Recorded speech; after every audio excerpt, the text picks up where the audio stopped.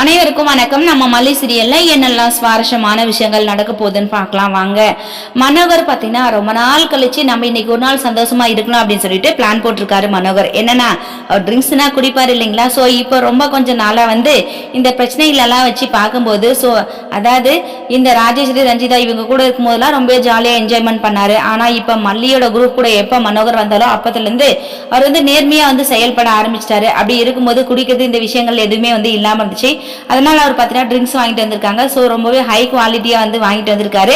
அப்பா இன்னைக்கு நைட்டு நம்ம எப்படியாவது ரொம்ப சந்தோஷமா ஜாலியா இருக்கணும். யாரும் இல்லாத டைமிங்ல நம்ம எப்படியெல்லாம் என்ஜாய் பண்ணுமோ அந்த மாதிரி சரக்கு சாப்பிட்டுட்டு நம்ம என்ஜாய் பண்ணணும் அப்படின்னு சொல்லிட்டு மனோகர் ஒரு பக்கம் நினைச்சிட்டு இருக்காங்க. ஸோ அதை பார்த்தீங்கன்னா யாருக்குமே தெரியாம ஒரு ரூம்ல கொண்டு போய் வச்சிட்டு இருக்காருங்க.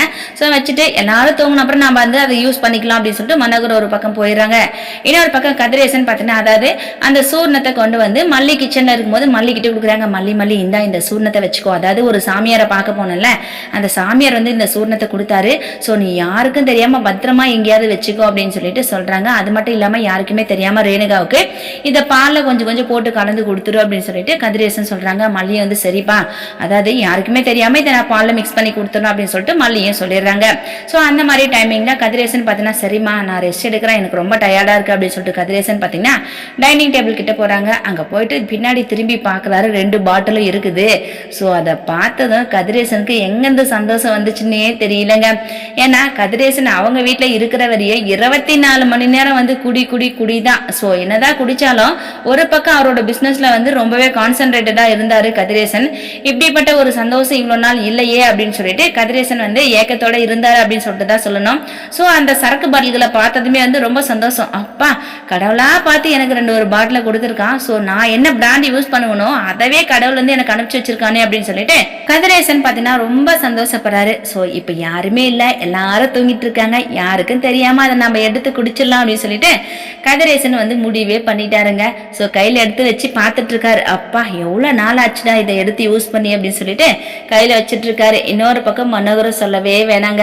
கதிரேசன் பாத்தீங்கன்னா அதெல்லாம் அழகு பார்த்து குடிச்சு முடிச்சுட்டு போயிடுறாரு. அடுத்த அன் டைம்ல நம்ம மனோகர் பாத்தீங்கன்னா என்ட்ரி கொடுக்குறாரு. அதாவது நம்ம வச்ச சரக்கு பாட்டில் எல்லாம் எங்கடா அப்படின்னு சொல்லிட்டு எல்லாம் போய் பார்த்துட்டு இருக்காரு. எங்குமே கிடைக்கல. அச்சோ மாப்பிள்ள பார்த்துருப்பாரோ ஒருவேளை மல்லி பார்த்துட்டு இல்ல கீழே எடுத்து போட்டிருப்பாளா இல்ல அந்த ரேணுகா பைத்தியம் பார்த்துட்டு ஏதாவது குடிச்சிருக்குமோ ஏதாவது பண்ணிருக்குமோ அப்படின்னு சொல்லிட்டு நிறைய யோசிச்சுட்டு இருக்காரு மனோகர் அப்படியெல்லாம் யோசிக்காதீங்க. நீங்க எப்படி குடிப்பீங்களோ சோ அதே மாதிரி கதிரேசன் அப்படின்றவர் உங்க வீட்டுல இருக்காரு. சோ அவரும் இதெல்லாம் ரொம்ப விரும்புறவரு தான். அதை எடுத்து அவரு குடிச்சிட்டாரு. நீங்க இப்ப ஏமாந்து போயிட்டீங்க. சோ இப்ப யார் எடுத்தாங்க அப்படின்னு சொல்லிட்டு தெரியாம தானே நீங்க முடிச்சிட்டு இருக்கீங்க. எப்படியும் நீங்க கதிரேசனோட ரூமுக்கு போங்க. அங்க கதிரேசனோட நிலைமையை பார்த்து அடப்பாவி மனுஷா நீ தான் எடுத்து குடிச்சிட்டியா அப்படின்னு சொல்லிட்டு புலம்ப போறீங்க. ஸோ அதுதான் நடக்க போகுது. மனோகர் ரொம்ப நாள் கழிச்சு தனியா இப்படிப்பட்ட ஒரு ட்ரிங்க்ஸை குடிக்கலாம். ஸோ ஜாலியா என்ஜாய்மெண்ட் பண்ணலாம்னு சொல்லிட்டு நினைச்சேன். ஆனா அதுலயும் இந்த கதிரேசன் மல்லண்டி போட்டுட்டாரு அப்படின்னு சொல்லிட்டு மனோகர் ஒரு பக்கம் புலம்பிக்கிட்டு இருக்காரு. ஸோ இன்னொரு பக்கம் விஜயோட மனசுக்குள்ள என்ன ஓடிட்டு இருக்குன்னா நம்ம மல்லியை ரொம்ப மிஸ் பண்றோம். ஸோ நம்ம 2 பேருக்கு இடையில ஒரு பிரிவினை வந்துட்டே இருக்கு அப்படின்ற மாதிரி தான் விஜய் யோசிக்கிறாரு. ஏன்னா விஜய்க்கு பார்த்து செய்வாங்க. பால் கொண்டு கொடுப்பாங்க. ஸோ அவங்க 3 பேரும் ஒரு சின்ன ஃபேமிலியா இருந்தாலும் ரொம்பவே சந்தோஷமா இருந்தாங்க. இப்ப ரேணுகா எப்போ வந்தாங்களோ அப்பத்துல இருந்து மல்லி பார்த்தீங்கன்னா விஜயையும் ஒழுங்கா பாத்துக்கிறதுல வெண்பாவையும் கவனிச்சுக்கிறதுல எப்ப பார்த்தாலும் ரேணுகா அப்படின்னு சொல்லிட்டு ரேணுகாவையே தான் பார்த்துட்டு இருக்காங்க இந்த மல்லி. அப்படி இருக்கும்போது விஜய் டென்ஷன் ஆயிடுறாரு.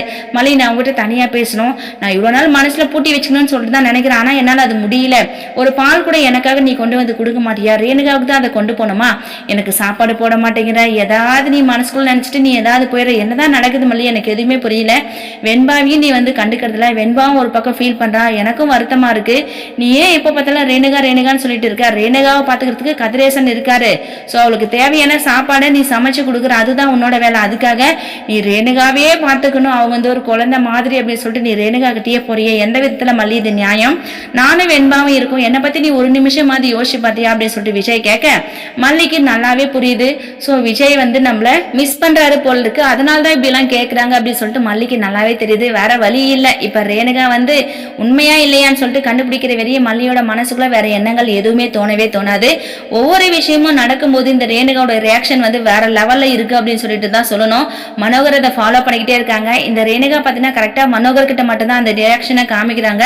சோ அந்த மாதிரி டைமிங்ல மனோகர் கண்டிப்பா மல்லியை கூப்பிட்டு இதுதான் ரேணுகாவோட உண்மையான முகம் அப்படின்னு சொல்லிட்டு கூடிய சக்தியில சொல்லதான் போறாங்க. அதை பார்த்துட்டு மல்லி அதுக்கப்புறம் அப்புறம் தான் தெரிஞ்சுக்க போறாங்க. ஸோ இவங்க எல்லாமே வந்து ஒரு பெரிய சதி வேலையோட தான் வந்திருக்காங்க அப்படின்னு சொல்லிட்டு வெயிட் பண்ணி பார்க்கலாம் என்ன நடக்க போகுதுன்னு சொல்லிட்டு. இந்த வீடியோ பிடிச்சிருந்தா மறக்காம நம்ம சேனலை சப்ஸ்கிரைப் பண்ணுங்க. தேங்க்யூ.